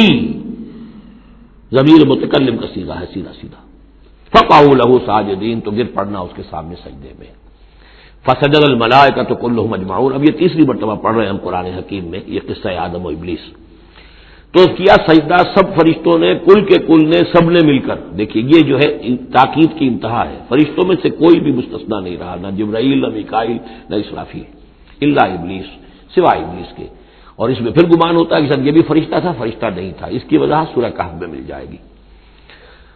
ابا یکون مع الساجدین، اس نے انکار کیا سجدہ کرنے والوں کے ساتھ ہونے سے. قال یا ابلیس ما لک الا تکون مع الساجدین، اللہ نے فرمایا ابلیس کیا ہوا تجھے، کیا سبب ہے، تو کیوں نہیں ہوا سجدہ کرنے والوں کے ساتھ. قال لم اکن لاسجد لبشر خلقته من صلصال من حمأ مسنون. اس نے کہا میرے لیے یہ روا نہیں ہے، میرے لیے ممکن نہیں ہے کہ میں سجدہ کروں اس بشر کو جس کو تو نے پیدا کیا ہے سنے ہوئے گارے سے جبکہ وہ کھنکھنانے لگا ہوا. قال فاخرج منها فإنك رجيم، اللہ نے فرمایا تو نکل جاؤ یہاں سے، اس میں سے نکل جاؤ اس لیے کہ اب تم مردود ہو گئے ہو. وَإِنَّ عَلَيْكَ اللَّعْنَةَ إِلَىٰ يَوْمِ الدِّينِ، اور اب تم پر لعنت رہے گی یوم الدین تک، جزا و سزا کے دن تک، یوم بعث بعد الموت تک. قال رب فانظرنی الی یوم یبعثون، تو اس نے درخواست کی کہ پروردگار پھر مجھے ذرا مہلت دے دے، ڈھیل دے دے اس دن تک کے لیے جس دن کے یہ دوبارہ اٹھائے جائیں گے. قال فإنک من المنظرین، اللہ تعالیٰ نے اسی شان بے نیازی کے ساتھ فرمایا اچھا جاؤ ٹھیک ہے، تمہیں ڈھیل دے دی گئی، تمہیں یہ رخصت مل گئی، تمہیں یہ چھوٹ مل گئی، مہلت مل گئی. الی یوم الوقت المعلوم، اس وقت معین کے دن تک، یعنی یہ کہ اس وقت تک تم زندہ رہو گے. وہ ابلیس جو ہے جن، ویسے جنوں کی زندگیاں شاید انسانوں سے زیادہ ہوتی ہوں، میں نہیں جانتا کتنی ہوتی ہیں، لیکن یہ کہ کوئی اور جن نہیں ہے کہ جو اس وقت سے آج تک زندہ ہو سوائے اس ایک جن کے جس کا نام عزازیل تھا. اور یہ جن جو ہے وہ ابھی تک زندہ ہے خود اپنی اسی ذات کے ساتھ، باقی اس کی اولاد، اس کی اور نسل جو ہے، اس کی ذریت ہے، وہ اپنی جگہ ہے. قال رب فبما اغویتنی، اب اس نے کہا پروردگار جو تو نے مجھے گمراہ کیا. اب نوٹ کیجئے وہ گمراہی کو اللہ کی طرف منسوب کر رہا ہے. بما اغویتنی، تو نے جو مجھے گمراہ کیا ہے، لأزینن لهم فی الارض ولأغوینہم اجمعین، تو میں اب ان کو یعنی آدم کی اولاد، آدم اور حوا کی اولاد کو میں زمین میں ان کو خوب مزین کر دوں گا، زمین ان کے لیے، یہ اسی میں گم ہو جائیں گے، زمین اور اس کی چمک دمک اور اس کی رونقیں اور زیبائشیں آرائشیں ان کی نگاہوں میں کھب جائیں گی، وَلَأُغْوِيَنَّهُمْ أَجْمَعِينَ، تجھے بھول جائیں گے، وہ لگ جائیں گے انہی چیزوں کے اندر، اور میں ان سب کو گمراہ کر کے چھوڑوں گا، لَأُغْوِيَنَّهُمْ أَجْمَعِينَ، سب کو، إِلَّا عِبَادَكَ مِنْهُمُ الْمُخْلَصِينَ، سوائے ان میں سے ان کے کہ جن کو تو اپنا خاص بندہ بنا لے، تو اپنا خاص بندہ بنا لے، مخلص کر لے، یہاں پہ وہی لوٹ کیجئے، مخلص ہے، مخلصین، جن کو تو خالص کر لے اپنے لیے، ظاہر بات ہے کہ اس پر تو میرا زور نہیں چلے گا، باقی یہ کہ میں کسی کو چھوڑوں گا نہیں۔ قال هذا صراط علی مستقیم، اللہ تعالیٰ نے فرمایا ٹھیک ہے، یہ راستہ ہے میری طرف سیدھا، یعنی یہ میرے اور تمہارے درمیان معاملہ طے ہو گیا، میں نے تمہیں چھوٹ دی، تم اپنا زور لگا لو، جس طرح بھی چاہو بہکا لو، باقی یہ کہ ان عبادی لیس لک علیہم سلطان، میرے بندوں پر تجھے اختیار کوئی نہیں ہوگا، یعنی اختیار کسی بھی انسان پر نہیں ہے، یہ نہیں کہ جس کو اللہ نے مخلص کر لیا ہو اس پر اختیار نہیں، اختیار اسے کسی بھی انسان پر نہیں ہے۔ ان عبادی لیس لک علیہم سلطان الا من اتبعک من الغاوین، سوائے ان کے کہ جو خود تیری پیروی کرے، خود غاوین میں سے ہو، خود ان کے اندر غوا ہو، خود ان کے اندر سرکشی ہو، خود وہ جو ہے وہ اپنی نفس پرستی کی طرف مائل ہو، نہ وہ اب تو تیری پیروی کریں گے، ان کو تو جدھر چاہے لے جا، جس کھائی میں چاہے لے جا کے ان کو پھینک دے، اور جس جہنم کی جس وادی میں چاہے ان کو گرا دے، مجھے اس سے دلچسپی نہیں، لیکن یہ کہ میرے کسی بندے پر تجھے اختیار حاصل نہیں ہوگا۔ وَإِنَّ جَهَنَّمَ لَمَوْعِدُهُمْ أَجْمَعِينَ، اور پھر جہنم ہی ان سب کا ٹھکانہ ہوگا، سب کا، جو بھی تیری پیروی کریں گے۔ لہا سبعۃ ابواب، اس جہنم کے 7 دروازے ہیں، لکل باب منہم جزء مقسوم، اور ان میں سے ہر دروازے کے لیے ہم نے ایک اس کا نصیب مقرر کر رکھا ہے کہ اتنے جن اتنے انسان اس سے جائیں گے، ہو سکتا ہے کہ وہ بڑے بڑے کبیرہ گناہوں کے حوالے سے کہ یہ لوگ جو ہے جو ان گناہوں میں ملوث ہوں گے وہ اس دروازے سے جائیں گے، جو ان گناہوں میں ملوث ہوں گے وہ اس سے جائیں گے، واللہ اعلم۔ ان المتقین فی جنات وعیون، اب وہی سائملٹینیس کنٹراسٹ کہ جب جہنم والوں کا تذکرہ ہوا تو متقین کا بھی، اور جو اہل تقوی ہوں گے فی جنات وعیون، وہ ہوں گے جنتوں میں، باغات میں اور چشموں میں، ادخلوها بسلام آمنین، ان سے کہا جائے گا داخل ہو جاؤ ان باغات میں پورے امن کے ساتھ، کوئی خوف نہیں، کوئی اندیشہ نہیں۔ وَنَزَعْنَا مَا فِي صُدُورِهِم مِّن غِلٍّ، یہ مضمون پہلے بھی آ چکا ہے، اور ہم نکال دیں گے ان کے دلوں میں سے جو کچھ قدورت ہوگی، اہل ایمان کی آپس میں کوئی شکوہ، کوئی شکایت، کسی سے کوئی تکدر ہو، کوئی غل ہو، وہ ہم نکال دیں گے۔ علی سرر متقابلین، وہ بیٹھے ہوئے ہوں گے تختوں کے اوپر ایک دوسرے کے آمنے سامنے۔ جب کسی سے ناراضگی ہو تو آدمی آنکھیں چار نہیں کرتا بلکہ نظر چڑا جاتا ہے، لیکن جب کوئی ایسی بات نہیں، دل صاف ہے، تو آمنے سامنے بیٹھ کے باتیں کریں گے، سینگ آئی ٹو آئی۔ متقابلین لا یمسهم فیہا نصب، انہیں نہیں پہنچے گی اس میں نہ تو کوئی تکان، وما هم منها بمخرجین، نہ پھر وہ اب اس سے نکالے جائیں گے، جب اہل جنت میں داخل ہونے کے بعد کسی کا وہاں سے نکلنے کا امکان نہیں۔ نبئ عبادی، اے نبی میرے بندوں کو بتا دیجئے، انی انا الغفور الرحیم، کہ میں یقیناً غفور ہوں، رحیم ہوں۔ میری اصل شان تو یہ ہے، لیکن وان عذابی هو العذاب العلیم، میری ایک دوسری شان بھی ہے، اور وہ یہ ہے کہ میرا عذاب تو وہ بھی بہت دردناک عذاب ہے، لہذا کوئی آدمی جو ہے وہ نڈر نہ ہو جائے، نچنت نہ ہو جائے، وہ میری مغفرت کی امید بھی رکھے، میری رحمت سے آس بھی لگائے رکھے، لیکن یہ کہ میرے عذاب سے ڈرتا بھی رہے، بین الخوف والرجاء، یہ کیفیت رہنی چاہیے۔ وَنَبِّئْهُمْ عَنْ ضَيْفِ ابراہیم، اور ذرا ان کو بتا دیجئے حالات ابراہیم کے جو مہمان آئے تھے ان کے بارے میں، وہی جو پہلے ہم پڑھ چکے ہیں سورہ ہود میں۔ اذ دخلوا علیہ فقالوا سلاما، جب وہ داخل ہوئے حضرت ابراہیم کے ہاں مکان پہ آئے، انہوں نے کہا سلام۔ قال انا منکم وجلون، تو حضرت ابراہیم نے کہا کہ ہمیں تو تم سے کچھ خوف آ رہا ہے، آپ لوگ کون ہیں، ذرا اپنی آئیڈینٹی بتائیے۔ قالوا لا تخف انا نبشرک بغلام علیم، انہوں نے کہا کہ نہیں ڈریے نہیں، ہم تو آپ کو ایک بڑے صاحب علم بیٹے کی بشارت دینے آئے ہیں۔ قال بشرتمونی علی ان مسنی الکبر فبما تبشرون، تو حضرت ابراہیم نے فرمایا کہ یہ کیا بشارت آپ مجھے دے رہے ہیں، اس کے باوجود، علی یہاں علی الرغم کے معنی میں، اس کے باوجود کہ مجھ پر بڑھاپا طاری ہو چکا ہے، تو ذرا سوچ سمجھ کے بشارت دیجیے، کوئی غلطی تو نہیں لگی ہے آپ کو۔ قالوا بشرناک بالحق، ان کا نہیں، ہم نے بشارت آپ کو دی ہے حق کے ساتھ، قطعی اور حقیقی بات ہے، شدنی امر ہے، یہ ہو کر رہنے والا ہے۔ فلا تکن من القانتین، تو اے ابراہیم آپ تو پھر نا امید لوگوں میں سے تو نہ ہو جائیے، مایوس نہ ہو جائیے۔ قال ومن یقنط من رحمت ربہ الا الضالون، تو حضرت ابراہیم نے کہا کہ ہاں یہ بات تو آپ صحیح کہہ رہے ہیں، اللہ تعالیٰ کی رحمت سے مایوس تو صرف وہی ہو سکتے ہیں جو گمراہ ہوں. یہ اللہ کی قدرت، اللہ کی رحمت. عین بڑھاپے میں اللہ مجھے اولاد دے دے، 87 برس کی عمر میں بیٹا دے دے، جیسے اس نے حضرت یحییٰ کی والدہ کو، جو کہ بالکل بانجھ رہی ساری عمر، اور حضرت زکریا جو ہیں بہت بوڑھے ہو چکے تھے، اسی طریقے سے معاملہ یہاں بھی ہوا ہے. قال فما خطبکم ایھا المرسلون، اب انہوں نے پوچھا کہ اے فرشتادو، اے جو بھیجے گئے ہو، ایلچی ہو، تمہارا کیا معاملہ ہے؟ یعنی کس قدر جا رہے ہو، کیا قصد ہے، کیا ارادہ ہے؟ قالوا انا ارسلنا الى قوم مجرمین، ان کا کہ ہمیں بھیجا گیا ہے ایک مجرم قوم کی طرف. الا آل لوط، سوائے آل لوط، آپ لوط کے گھر والوں کو، اس کے گھر والوں کو تو ہم بچا لیں گے. انا لمنجوہم اجمعین، ان سب کو ہم بچا لیں گے، نجات دیں گے.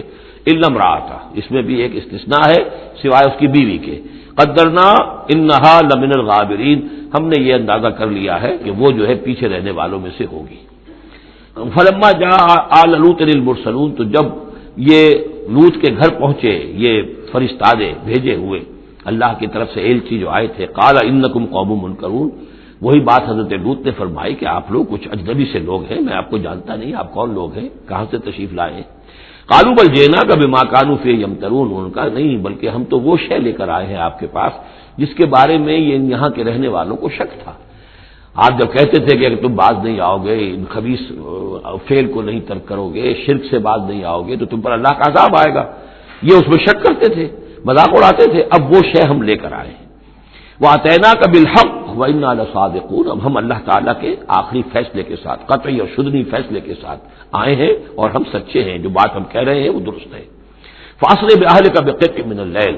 تو آپ اپنے گھر والوں کو لے کر نکل جائیے رات کے ایک حصے میں، کہ ابھی رات باقی ہو، صبح ہونے سے پہلے پہلے نکل جائیے. وَاتَّبِعْ أَدْبَارَهُمْ، اور آپ بھی ان کے پیچھے پیچھے جائیے. وَلَا يَلْتَفِتْ مِنكُمْ أَحَدٌ، اور کوئی آپ میں سے پیچھے مڑ کر اب دیکھے نہیں، یعنی کوئی دوستی، کوئی یاد آ رہی ہو، کوئی تعلقات اب ستا رہے ہوں دل کو. وَامْضُوا حَيْثُ تُؤْمَرُونَ، اور اب چلے جائیے وہاں جہاں آپ کو حکم ہوا ہے. وَقَضَيْنَا إِلَيْهِ، اور یہ بات ہم نے اس کو بتا دی، یہ فیصلہ ہم نے کنوے کر دیا اسے. ذَلِكَ الْأَمْرُ، یہ فیصلہ. ان دابر هؤلاء مقطوع مصبحین، کہ ان لوگوں کی جڑ صبح ہوتے ہی کاٹ دی جائے گی، یعنی یہ کہ اس پوری قوم کو تہس نہس کر دیا جائے گا، دونوں شہر جو ہیں نسیہ منسیہ کر دیے جائیں گے، یہاں کوئی ایک متنفس بھی نہیں بچے گا. وجاء اہل المدینہ یستبشرون، اور اب آئے لوگ، وہ دوڑے ہوئے بدماش لوگ جو ہیں وہ خوشیاں مناتے ہوئے آئے کہ بڑے خوبصورت لڑکے جو ہیں آج مہمان ہو کر آئے ہیں لوط کے ہاں، تو ہمارے لیے بڑا اچھا موقع ہے.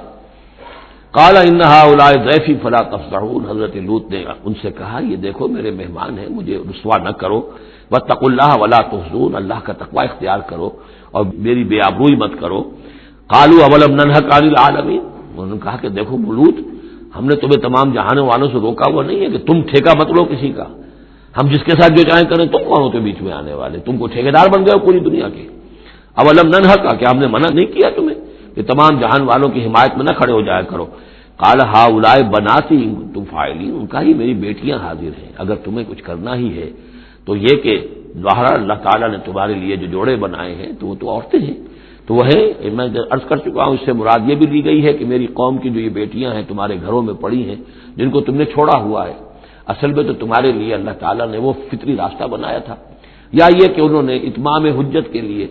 جس کو کہتے ہیں پنجابی میں برے کو گھر پہنچانا، یہ آخری بات بھی کہی ہو کہ میں ایسا ہی اگر کوئی معاملہ ہے تو کوئی دو بڑے سردار جو ہیں انہیں کہا ہو کہ میں اپنی بیٹیوں کا نکاح تم سے کیے دیتا ہوں، تمہیں اگر کوئی اس طرح کی کوئی حاجت ہے. لعمرک انہم لفی سکرتہم یعمہون، تو انہوں نے کہا، یہ اللہ تعالیٰ کی طرف سے ہے، قسم ہے تیری جان کی، وہ لوگ تو اپنے اس نشے کی حالت میں بدمست تھے اور بالکل اندھے ہو گئے تھے. عین میم ہے والا ہے، یہ دل کے اندھے ہو چکے تھے. فاخذتہم الصیحۃ مشرقین، تو پھر انہیں آ پکڑا ایک چنگھاڑ نے اجالا ہونے کے وقت. مشرق،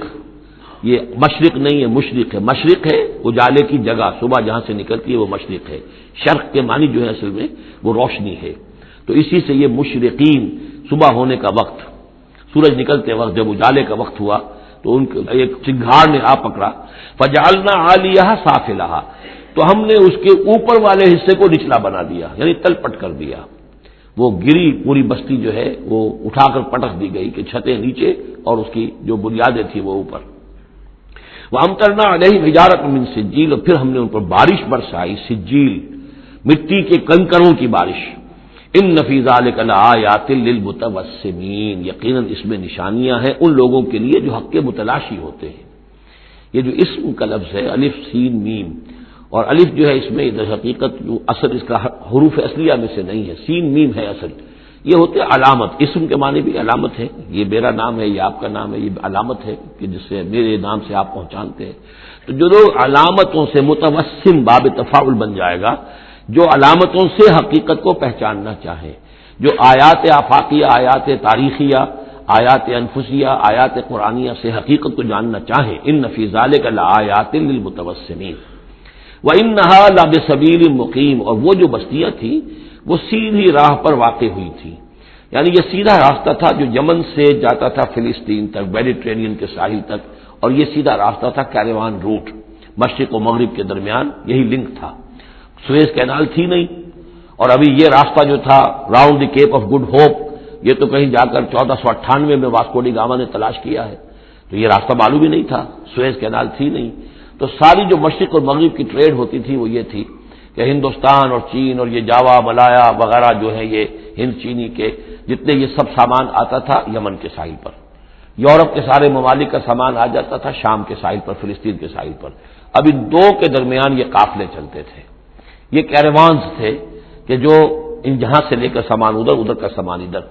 یہ راستہ ہے امام مقیم، سبیل المقیم اس کو کہا گیا، سیدھا راستہ، سیدھی شاہراہ، اسی پر یہ اصحاب ہجر کے بھی مسکن تھے، اسی پر پھر یہ اصحاب مدین کے بھی تھے، اور یہ بستیاں بھی اسی راستے پر واقع ہوئی تھیں۔ ان فی ذلک لآیۃ للمؤمنین، یقیناً اس میں نشانی ہے اہل ایمان کے لیے، وان کان اصحاب الایکۃ لظالمین، اسی طریقے سے جو بن والے تھے مدین والے وہ بھی بہت ظالم تھے، یہ ایکا کا لفظ بھی ان کے لیے آیا ہے، یہ مدین والے، فالتقمنا منہ، یہاں پہ صرف تذکرہ ہو رہا ہے، یہاں تذکرہ آپ نے دیکھا کہ صرف حضرت لوط علیہ السلام کا ہوا ہے انباء الرسل کے انداز میں، باقی حضرت ابراہیم کا تذکرہ ہو گیا ہے وہ وہی ہے قصص النبیین کے انداز میں، باقی یہاں پر جو تذکرے ہو رہے ہیں یہ بھی صرف ذکر ہے، یہ انباء الرسل کا ذکر ہے کہ جیسے حضرت شعیب، لیکن شعیب کا نام نہیں یہاں آیا بلکہ یہ کہ صرف یہ کہ مدین والے، فانتقمنا منہم، ان سے بھی ہم نے انتقام لیا، وانہما لبامام مبین، اور یقیناً وہ بھی یہ دونوں جو بستیاں ہیں کھلے راستے پر واقع ہوئی ہیں، وہی راستہ جو میں نے ابھی آپ کو بتایا ہے۔ وَلَقَدْ كَذَّبَ أَصْحَابُ الْحِجْرِ الْمُرْسَلِينَ، اصحاب الحجر یہ قوم سمود کا دوسرا نام ہے، وہ علاقہ جو ہے جہاں یہ قوم سمود آباد تھی اس کو علاقے کو حجر بھی کہتے ہیں، جیسے کہ وہ علاقہ جہاں قوم عاد آباد تھی اسے احقاف کہتے ہیں، اس علاقے کا نام احقاف تھا، قوم کا نام عاد تھا، جو رسول بھیجے گئے وہ ہود تھے، اس علاقے کا نام حجر ہے، قوم کا نام سمود ہے، جو رسول بھیجے گئے وہ حضرت صالح تھے علیہ الصلوۃ والسلام۔ وَلَقَدْ كَذَّبَ أَصْحَابُ الْحِجْرِ الْمُرْسَلِينَ، اسی طرح ہجر والوں لوگوں نے بھی، اس علاقے کے لوگوں نے بھی جھٹلایا بھیجے ہوں کو، رسولوں کو، ان میں سے بہت سے نبی ہوں گے، پھر بعد میں اللہ نے آخری جو ہے حضرت صالح علیہ السلام کو بھیجا رسول کی حیثیت سے۔ وَآتَيْنَاهُمْ آیَاتِنَا، انہیں ہم نے اپنی آیات دی، ان کو تو خاص طور پر جو ہے وہ اتنی حصی نشانی دکھائی گئی، ایک وہ جو اونٹنی کا معاملہ، حضرت صالح کی اونٹنی کا معجزہ، فَكَانُوا عَنْهَا مُعْرِضِينَ، لیکن وہ ان سے منہ ہی پھیرتے رہے، اعراض ہی کرتے رہے، وَكَانُوا يَنْحِتُونَ مِنَ الْجِبَالِ بُيُوتًا آمِنِينَ، اور وہ پہاڑوں کو تراش کر اپنے لیے بڑے امن والے گھر بناتے تھے، یہ گھر آج بھی موجود ہیں، میں خود بھی ایک مرتبہ گیا ہوں اور دیکھ کر آیا اس پورے علاقے کو۔ فَأَخَذَتْهُمُ الصَّيْحَةُ مُصْبِحِينَ، تو انہیں بھی آ پکڑا ایک چنگھاڑ نے صبح کے وقت، فما اغنى عنهم ما كانوا يكسبون، تو کچھ نہ کام آ سکا ان کے وہ ساری کمائی جو انہوں نے کی تھی، جو کچھ انہوں نے مال اسباب جمع کیا تھا، عذاب الہی سے بچانے میں کچھ بھی مفید ثابت نہ ہوا۔ تو اس سورہ مبارکہ میں گویا کہ حضرت شعیب کا نام لیے بغیر ان کا ذکر آ گیا، حضرت صالح کا نام لیے بغیر ان کا ذکر آ گیا، حضرت لوط کا ذکر جو ہے وہ نام کے ساتھ آیا، تو تین تو ہے وہ انباء الرسل میں سے، اور ایک حضرت ابراہیم علیہ السلام کا ذکر وہ اسی انداز میں جس انداز میں کہ سورہ ہود میں اس سے پہلے آ چکا ہے۔ اب جو آخری 15 آیات ہیں اس سورہ مبارکہ کی وہ بڑی اہم ہیں دعوت دین کے اعتبار سے، اور جس حالت میں کہ اس وقت محمد رسول اللہ صلی اللہ علیہ وسلم تھے، اور اس سے بھی آپ کو معلوم ہو جائے گا کہ یہ خاص اس دور میں نازل ہوئی ہے جبکہ حضور کی دعوت جو ہے ابھی ابتدائی مراحل میں تھی، اور ابھی آپ کو پہلے تو آپ کی دعوت کا دور تھا کہ آپ پرسن ٹو پرسن دعوت دے رہے تھے، علل اعلان اس معنی میں نہیں، ڈنکے کی چوٹ نہیں، بلکہ جن سے تعلق تھا، جن سے دوستی تھی، جن سے پرانی واقفیت تھی، جسے آپ کہیں گے کہ پرسن ٹو پرسن جو ہے دعوت چل رہی تھی، اگرچہ کوئی دور بھی حضور کی دعوت میں انڈر گراؤنڈ دور کا نہیں آیا ہے، خفیہ دعوت ایک دن کے لیے بھی نہیں۔ بعض لوگ اس دور میں بعض تحریکیں ایسی ہیں کہ جو اس کو خفیہ سے تعبیر کرتی ہیں، انڈر گراؤنڈ موومنٹ تھی ہے، تو یہ غلط ہے۔ انڈر گراؤنڈ دعوت کا حضور کی دعوت میں سیرت میں ایک دن بھی نہیں ہے۔ البتہ یہ ضرور ہے کہ جیسے ایک نیچرل ایک تدریج ہوتی ہے، اس کے اندر ایک ترقی ہوتی ہے کسی معاملے کے اندر، پہلے آپ نے ذاتی جن سے تعلقات تھے، حضرت ابوبکر بہت پرانے دوست تھے، ان سے سب سے پہلے ان سے بات کی ہے، گھر میں حضرت خدیجہ جو آپ کی اہلیہ تھی ان سے بات کی، حضرت علی ہیں جو چچا زاد بھائی ہیں بلکہ زیر تربیت ہیں، زیر کفالت ہیں، ان سے بات کی ہے، اپنا جو غلام تھا جسے آزاد کر کے منہ بولا بیٹا بنایا ہوا ہے اس سے بات کی، اس طریقے سے پرسن ٹو پرسن۔ لیکن پھر یہ کہ تقریباً 3 سال کے بعد پھر آپ کو حکم ہوا کہ اب آپ ڈنکے کی چوٹ علی الاعلان دعوت شروع، وہ آیت اس صورت میں آ رہی ہے۔ وما خلقنا السماوات والارض وما بینہما الا بالحق، اور ہم نے نہیں بنایا، تخلیق فرمایا آسمانوں کو اور زمین کو اور جو کچھ ان کے مابین ہے مگر حق کے ساتھ۔ پرپز فل کریشن ہے یہ پرپز لیس نہیں ہے، ایٹ رینڈم نہیں ہے، یہ کوئی کھلندرے کا کھیل نہیں ہے جیسے کہ ہندو مائتھولوجی میں ہے، رام کی لیلا ہے، جیسے کوئی بچہ ہے کھیلتا ہے۔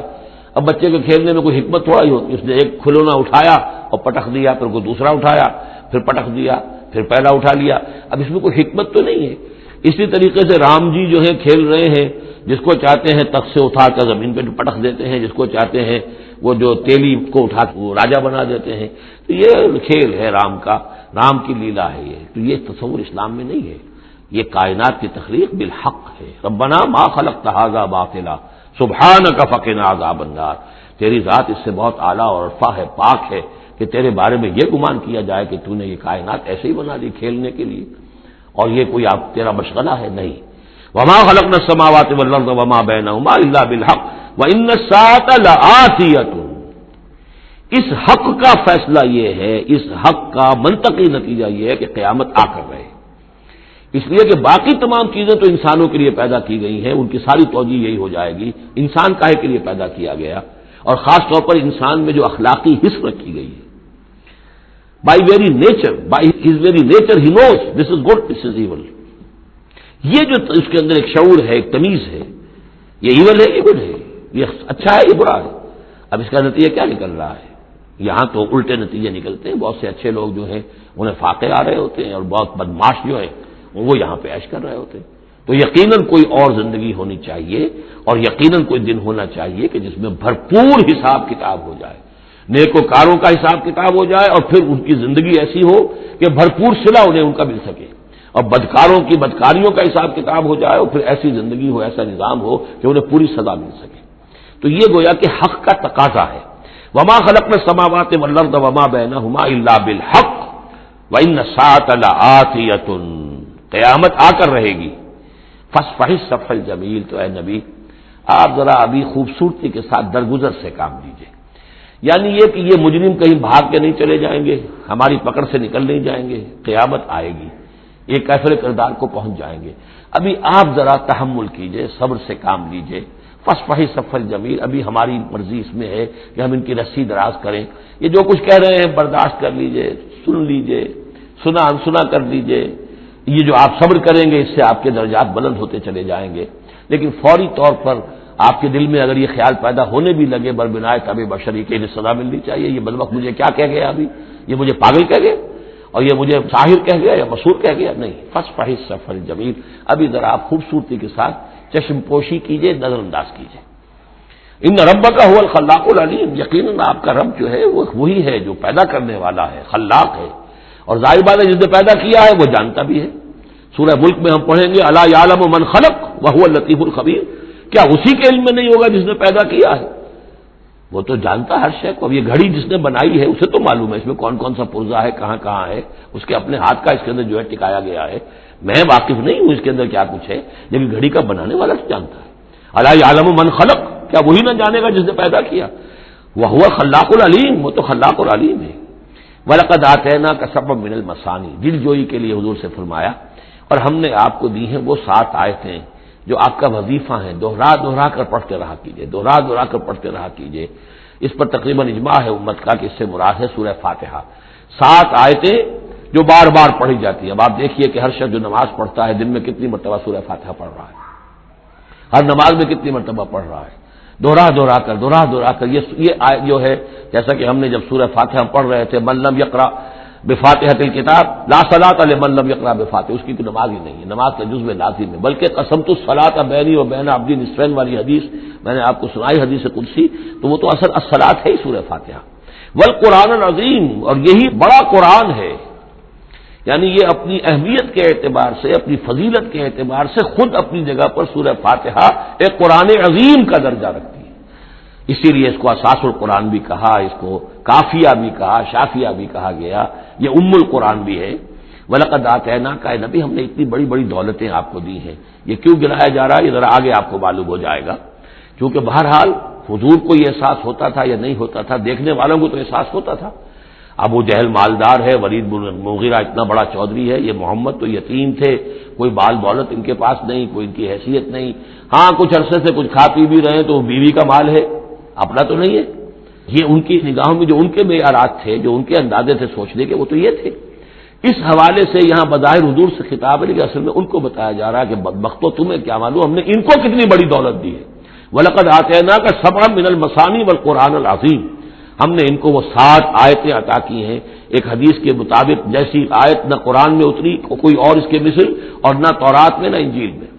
یہ سورہ فاتحہ ہے۔ وَلَقَدْ آتَيْنَاكَ سَبْعًا مِنَ الْمَثَانِي وَالْقُرْآنِ الْعَظِيمِ لا تمدن عینیک الی ما متعنا بہ ازواجا منہم، تو اے نبی آپ کی نگاہیں نہ اٹھیں اس ساز و سامان کی طرف جو ہم نے ان کو عطا کیا ہے۔ ابو جہل کو اگر دے رکھا ہے، ولید بن مغیرہ کو دے رکھا ہے، اور بڑے سرداروں کو دے رکھا ہے، ان کی جائیدادیں ہیں، ولید بن مغیرہ کے باغات طائف میں بھی ہیں، اس کی جائیداد طائف میں بھی ہے، مکے میں بھی ہے، آپ کی نگاہ ادھر اٹھے ہی نہ۔ پرے کاہ کے برابر، جیسا کہ ایک حدیث میں آتا ہے کہ دنیا مافیہا کی حیثیت اگر اللہ کی نگاہ میں ایک مچھر کے پر کے برابر بھی ہوتی تو اللہ کسی کافر کو ایک گھونٹ پانی بھی اس دنیا سے نہ دیتا۔ جو اللہ کا ماننے والا اور جاننے والا، اللہ کو جاننے والا ہو، تو اس کی نگاہ میں تو پھر اس دنیا و مافیہا کی وہی وقت ہونی چاہیے، وہ متاثر نہ ہو یہاں کی چمک دمک سے، آپ کی نگاہ اٹھے ہی نہ۔ لا تمدن عینیک الی ما متعنا بہ ازواجا منہم، ان کو جو ہم نے دے رکھا ہے ساز و سامان اور زیبائش اور آرائش جو ہے، آپ کی نگاہیں ادھر نہ اٹھے۔ ولا تحزن علیہم، اور اب دیکھیے ان کے اوپر جو بھی اب عذاب آئے گا یا جس عذاب کے مستحق ہو رہے ہیں، آپ اس پر غم بھی نہ کھائیے۔ ٹھیک ہے یہ آپ کا کنبہ ہے، قبیلہ ہے، اب ابو لہب آپ کا چچا بھی ہے، لیکن یہ کہ اب غم نہ کیجیے آپ۔ وَاخْفِضْ جَنَاحَكَ لِلْمُؤْمِنِينَ، اور آپ اپنے کندھوں اور بازوؤں کو ذرا جھکا کر رکھیے اہل ایمان کے لیے۔ یہ ہمارے فقراء جب آتے ہیں، یہ جو غلام طبقے سے جو لوگ آئے ہیں، یہ لوگ جو گرے پڑے طبقات سے تعلق رکھتے ہیں، جب یہ آپ کے پاس آئیں تو آپ ان کا استقبال کیجئے۔ فَقُلْ سَلَامٌ عَلَيْكُمْ كَتَبَ رَبُّكُمْ عَلَىٰ نَفْسِهِ الرَّحْمَةَ، تو اس انداز میں ان کا استقبال کیجئے، ان کے سامنے تواضع کیجئے، ان کے سامنے اپنے کندھوں کو جھکائیے۔ وَاخْفِضْ جَنَاحَكَ لِلْمُؤْمِنِينَ، یہی مضمون ایک مرتبہ پھر سورہ طٰہٰ کے اندر آئے گا۔ وَاخْفِضْ جَنَاحَكَ لِمَنِ اتَّبَعَكَ مِنَ الْمُؤْمِنِينَ، اہل ایمان یہ جو آپ کی پیروی کر رہے ہیں، آپ اپنے ذرا کندھے ان کے سامنے جھکا کر رکھیے۔ یا یہ حکم دیا گیا ہے اولاد کو والدین کے بارے میں، اگلی صورت میں آ جائے گا سورہ بنی اسرائیل میں، کہ ان کے لیے اپنے کندھوں کو، اپنے بازوؤں کو ذرا جھکا کر رکھا کرو، والدین کے سامنے تن کر نہ کھڑے ہو، کندھے جو اٹھے ہوئے ہیں، بلکہ کندھے ذرا دبا کر۔ وَاخْفِضْ جَنَاحَكَ لِلْمُؤْمِنِينَ وَقُلْ إِنِّي أَنَا النَّذِيرُ الْمُبِينُ، اور کہہ دیجئے کہ میں تو صرف خبردار کرنے والا ہوں، کھلا خبردار کرنے والا، میری اس کے سوا کوئی ذمہ داری نہیں ہے۔ كَمَا أَنزَلْنَا عَلَى الْمُقْتَسِمِينَ، جیسے کہ ہم نے نازل کیا ہے ان پر کہ جنہوں نے تقسیم کر لیا ہے، الذین جعلوا القرآن عزین، قرآن کو انہوں نے بوٹیاں بنا لیا ہے، اس کو توڑ کے ٹکڑے کر دیا ہے۔ اب اس کے اندر دو رائے ہیں، ایک تو یہ کہ اس قرآن سے مراد یہی قرآن ہے، اور مذاق اڑایا کرتے تھے لوگ، یہ جو بھی تھے ابو جہل اور اس کے ساتھی، بھائی فلاں سورت تو میری ہے، وہ تمہیں لے جاؤں گا، وہ فلاں سورت جو محمد کہتا ہے وہ تم لے جانا، وغیرہ وغیرہ، آپس میں وہ تقسیم کرتے تھے ہنسی مذاق میں۔ تو اس حوالے سے انہوں نے قرآن کو بوٹیاں بنا کر اپنے اندر تقسیم کرنا شروع کر دیا ہے۔ ایک رائے یہ ہے، مجھے وہ زیادہ قرین قیاس معلوم ہوتا ہے کہ قرآن کے لفظ کا اطلاق تورات پر بھی ہوا ہے، کہ یہ قرآن وہ ہے جو محمد پر نازل ہوا صلی اللہ علیہ وسلم۔ ولا بالذی بین یدیہ، ایک اور جگہ ہم آگے چل کر دیکھیں گے، وہ قرآن جو اس سے پہلے تھا، اور وہ گویا کہ تورات تھی، اللہ کی کتاب۔ تو جس طریقے سے تورات کے ٹکڑے ٹکڑے کر دیے تھے یہود نے، اور قراطیسا تجعلونہ قراطیسا تبدونہا وتخفون کثیرا، یہ ہم پڑھ چکے ہیں سورہ انعام کی آیت نمبر 91 میں۔ تو جیسے کہ ٹکڑے ٹکڑے کر کر اور کچھ حصہ ظاہر کیا، کچھ چھپایا، تو ان دونوں کی رائے ہے وہ میں نے آپ کے سامنے پیش کر دی۔ فوربک لنسألنہم اجمعین، تو تیرے رب کی قسم اے محمد صلی اللہ علیہ وسلم، ان سب کو ہم جمع کر کے رہیں گے، نسألنہم اجمعین، ہم ان سے پوچھ کر رہیں گے. یہ لفظ وہی آ گیا ہے فلنسألن الذین ارسل الیہم ولنسألن المرسلین، یہ جو سورہ اعراف کی آیت نمبر 6 تھی. ہم لازماً پوچھ کر رہیں گے ان سے بھی جن کی طرف رسولوں کو بھیجا گیا، اور ان سے بھی کہ جن کو رسول بنا کر بھیجا گیا. فوربک لنسألنہم اجمعین، تو آپ کے رب کی قسم ہم ان سب سے پوچھ لیں گے، حساب کتاب لے لیں گے. یہ تھوڑے سے وقت کی بات ہے، آپ ذرا صبر کیجئے. اما کانوا یعملون، جو کچھ کہ یہ کر رہے تھے. فاصدع بما تؤمر، یہ ہے وہ آیت. اب ڈنکے کی چوٹ علی الاعلان کہیے جس چیز کا آپ کو حکم ہوا ہے. یہ جب حکم آیا حضور کو تو پھر آپ کوہ صفا پر کھڑے ہوئے، اور پھر آپ نے وہاں، اگرچہ ظاہر بات ہے کہ اس کا کوئی امکان نہیں تھا کہ آپ ننگے ہو جاتے، لیکن جو وہاں کا رواج تھا وہ یہ تھا کہ اگر کسی شخص کے پاس کوئی ایسی خبر آتی تھی کہ فلاں قبیلے کے لوگ جو ہیں آج رات ہمارے اوپر حملہ کریں گے، شب خون ماریں گے، اب کیسے لوگوں کو بتائیں؟ کوئی کمیونیکیشن ماس میڈیا تو ہے نہیں، کیسے خبر دیں، کیا کریں؟ تو وہ یہ کرتا تھا کہ وہ شخص کپڑے اتار کے معذر ذات برہنہ ہو کر کسی اونچی جگہ کھڑا ہو جاتا تھا تاکہ ہر طرف سے لوگ دیکھ لیں کہ ایک ننگا آدمی کھڑا ہے. نذیر عمیان کہتے تھے اسے، ننگا خبردار کرنے والا. اب جہاں تک اس کی آواز آ رہی ہے آواز لگاتا تھا وا صباح، ہائے وہ صبح جو آیا چاہتی ہے. اس لیے کہ صبح کے وقت ہوتے تھے حملے، یہ جس کو آج کل آپ کہتے ہیں small hours of the morning, وہ بہت غفلت کا وقت ہوتا ہے آدمی کا. صبح رات کے 2-3 بجے جو ہے ٹھنڈی ٹھنڈی نیند آئی ہوتی ہے، اس وقت وہ آتے تھے، حملہ کرتے تھے، لوٹ مار کرتے تھے، قتل کرتے تھے اور بھاگ جاتے تھے. تو وا صباح، ہائے وہ صبح جو آیا چاہتی ہے. تو اب لوگ دوڑتے تھے کہ بھائی کہاں کی خبر آئی ہے، کون ہے، کون سا قبیلہ ہے، کس کے بارے میں اطلاع ہے، اطلاع صحیح ہے غلط ہے. تو یہ ان کا رواج تھا. تو حضور نے یہ کیا، صرف ایک چیز اس میں سے نکال دی. ننگے ہونے کا سوال نہیں تھا معاذ اللہ، لیکن آپ بھی کھڑے ہو گئے کوہ صفا پر، وا صباح کا نعرہ لگایا. اب لوگ آئے دوڑے، کوئی خبر دی ہے، محمد دینا چاہتے ہیں، کوئی بات ہے، بڑی اہم کوئی بات ہے. وہاں آپ نے پھر اپنی دعوت پیش کی. تو اسی مجمع میں پھر ابو لہب نے کہا تھا تبا لک لہذا جمعتنا، تمہارے لیے ہلاکت ہو، ہمیں اس کام کے لیے جمع کیا تھا، ہم اپنے بڑے بڑے اہم کاموں میں لگے ہوئے تھے. وہ مہاجن تھا، کہیں مہاجنی سود اپنا لین دین کا حساب کر رہا ہوگا بیٹھا ہوا، میں وہ سب چھوڑ کر آیا ہوں کہ کوئی خاص اہم بات تم نے بتانی ہے، لیکن تم نے یہ کیا کیا. تو یہ ہے وہ واقعہ، اور اس سے معلوم ہو جاتا ہے کہ یہ سورہ مبارکہ جو ہے اسی دور کی، ابتدائی دور کی ہے. فاصدع بما تؤمر واعرض عن المشرکین، تو ڈنکے کی چوٹ کہیے اب جو کہ آپ کو حکم دیا گیا ہے، اور ان مشرکوں سے اعراض کیجئے، پرواہ نہ کیجئے ان کی. انا کفیناک المستہزئین، یہ جو استہزاء کرنے والے ہیں، تمسخر اڑانے والے ہیں، ہم آپ کی طرف سے ان کے لیے کافی رہیں گے. ان کی کوئی مخالفت آپ کا کچھ مال بیکا نہیں کر سکے گی. الذین یجعلون مع اللہ الہا آخر، جو اللہ کے ساتھ ساتھ اور بھی الہ گھڑے بیٹھے ہوئے ہیں. فسوف یعلمون، تو عنقریب انہیں معلوم ہو جائے گا کہ اصل حقیقت کیا ہے اور وہ کس طرح کی گمراہیوں میں پڑے ہوئے تھے. اب وہ آیت آ گئی جس کا کئی مرتبہ میں حوالہ دے چکا ہوں، اور سورہ انعام میں خاص طور پر وَلَقَدْ نَعْلَمُ، اے نبی ہمیں خوب معلوم ہے، اَنَّكَ يَضِيقُ صَدْرُكَ بِمَا يَقُولُونَ، کہ جو کچھ یہ لوگ کہہ رہے ہیں اس سے آپ کا سینہ بھیجتا ہے. کسی نے پاگل کہہ دیا، کسی نے مجنون کہہ دیا، آصیب کا سایہ آ گیا، کوئی ہمدردی کے انداز میں آ کے کہتا ہے. عتبہ ابن ربیعہ ایک دفعہ آیا، کیونکہ وہ بزرگ تھا، خاندان کا معمر آدمی تھا. بھتیجے میرے بڑے تعلقات ہیں عاملوں سے بھی، کاہنوں سے بھی، واقعی اگر کوئی تم پر کوئی سایہ ہو گیا ہے، کوئی بری روح کوئی آ گئی ہے تو مجھے بتا دو، میں بلا کے لے آؤں گا، علاج کرا دوں گا تمہارا. اب کوئی کچھ کہہ رہا ہے، کوئی کچھ کہہ رہا ہے. کسی نے کہا شاعر ہے، کسی نے کہا کہ ایک انہوں نے غلام پکڑ کے رکھا ہوا ہے، اجمی غلام، اسے کمرے میں بند کیا ہوا اپنے گھر کے اندر، اور وہ عالم ہے بہت بڑا جو پورے پچھلی کتابوں کا جاننے والا، اس سے ڈکٹیشن لیتے ہیں اور پھر آ کر ہم پر دھونس جماتے ہیں کہ یہ اب وہی آئی ہے. تو یہ ساری باتیں سنتے تھے حضور صلی اللہ علیہ وسلم، تو آپ کو تکلیف پہنچتی تھی، کوفت ہوتی تھی. وَلَقَدْ نَعْلَمُ،